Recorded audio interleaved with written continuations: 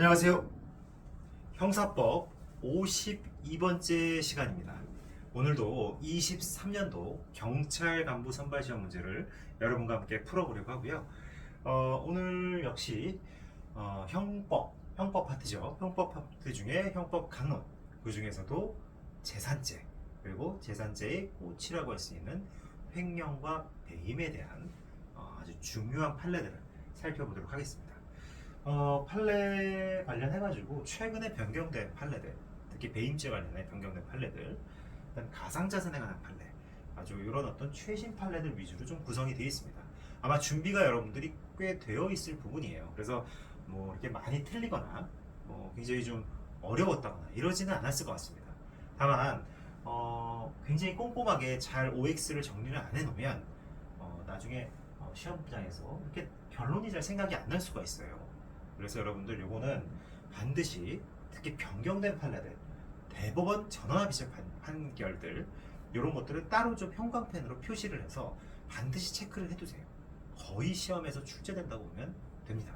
대법원 전원합의체 판결은 특히나 변경된 판례 이런 것들은 반드시 기억을 해두셔야 됩니다.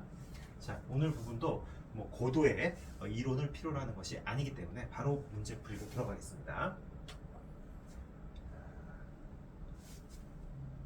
자, 횡령과 배임에 대한 설명 중 옳지 않은 것만 모두 고른 것은 이렇게 되어 있네요. 자, 먼저 갑을 볼게요. A가 착오로 갑의 통장 계좌로 송금한 돈을 착오 송금입니다. 소위 착오 송금에 대한 거죠. 착오 송금.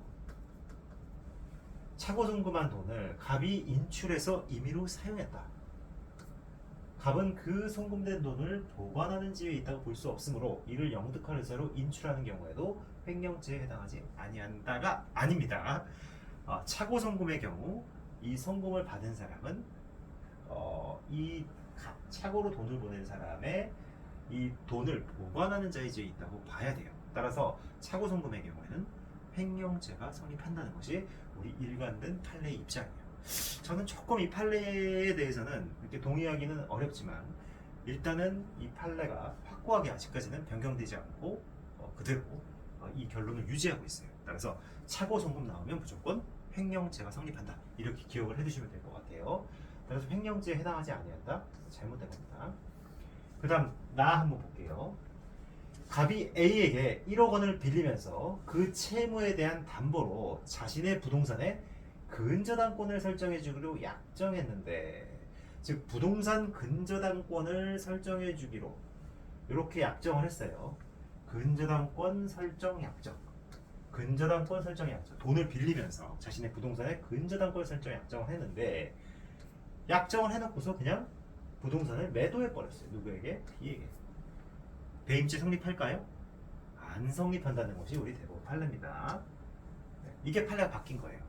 즉 담보권 설정 의무는 내 자신의 사무라는 거예요. 내가 이 채무를 이행하기 위해서 내가 치러야 할, 내가 부담해야 될 내 사무지, 이 저당권을 설정할 것이 다른 사람을 위한 사무는 아니라는 거예요. 이것은 민사상의 문제를 해결해야 된다는 거죠. 아시겠나요? 따라서 이런 담보권 설정, 특히 부동산 담보권 설정 의무, 이것은 자기 자신의 사무가 되는 것이고, 따라서 타인의 사무에 해당하지 않고, 따라서 배임죄가 성립하지 않는다는 겁니다.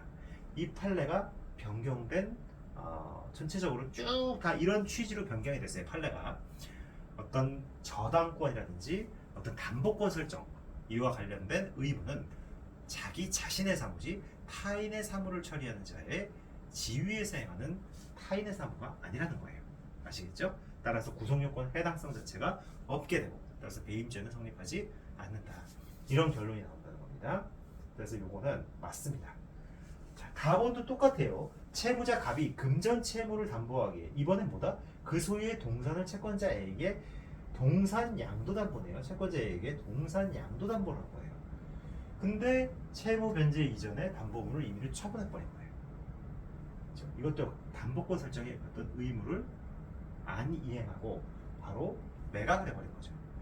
내 자기 자신의 사무를 불이행한 거예요. 민사상 문제를 해결하라는 거예요.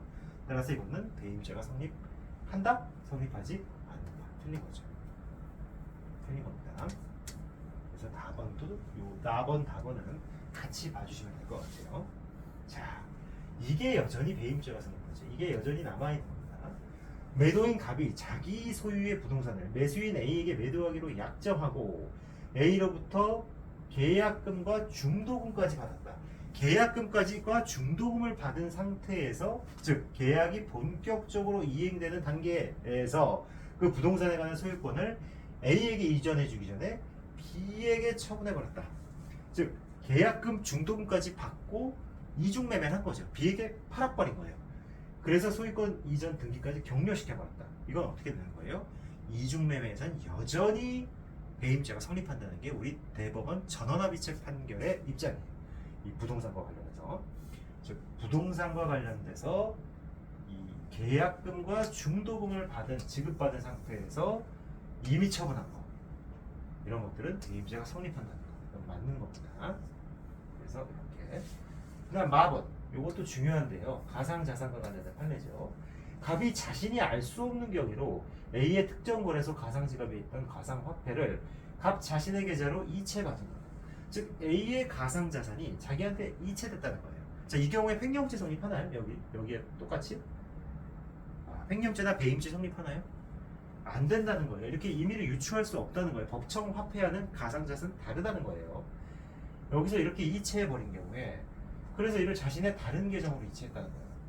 이체받은, 이때 횡령죄, 배임죄는 성립하지 않는다는 거예요. 이 차고송금의 논리, 법정 화폐에 관해서 적용되는 이 차고송금에 관한 논리가 가상화폐에는 적용되지 않는다는 게 일관된이 아니라 우리 판례 입장입니다. 그래서 이것도 맞습니다. 그래서 답은 1번이 되는 거예요. 이 마번과 관련된 부분 한번 좀 우리가 읽어볼게요. 자, 쭉 한번 보시면 뭐 가나다라는 제가 설명한 내용 결론 중심으로 보십시오. 이거는 뭐 쭉 다 제가 실어놨긴 했지만 뭐 다 볼 필요 없어요.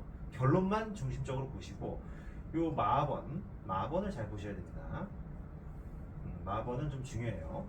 가상자산의 권리자의 착오나 가상자산 운영 시스템 오류 등으로 법률상 원인 관계 없이 다른 사람의 가상자산 전자지갑에 가상자산이 이체된 경우에는 가상자산을 이체받은 자산, 가상자산 권리자 등에 대한 부당이득 반환 채무를 부담하게 되고, 이는 당사자 사이의 어떤 민사상 채무지 가상자산을 이체받은 사람이 신인관계에 기초하여 가상자산을 보존하거나 관리하는 지위에 있다고 볼 수 없다는 거예요.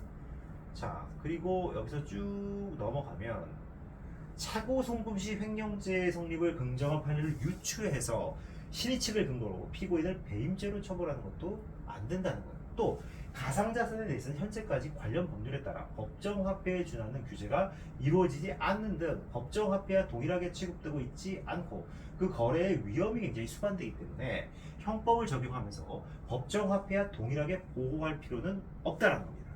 아시겠죠? 요거 잘 기억해 두세요. 유추할 수 없다는 거예요. 그래서 1번이 답이 되는 겁니다. 아시겠죠? 네, 오늘 판례, 횡령 배임과 관련된 최신 판례, 특히 변경된 판례와 가상자산 차고송금과 관련된 판례, 요거 완벽하게 기억해 두시기 바랍니다. 네, 오늘 여기까지 하겠습니다. 감사합니다.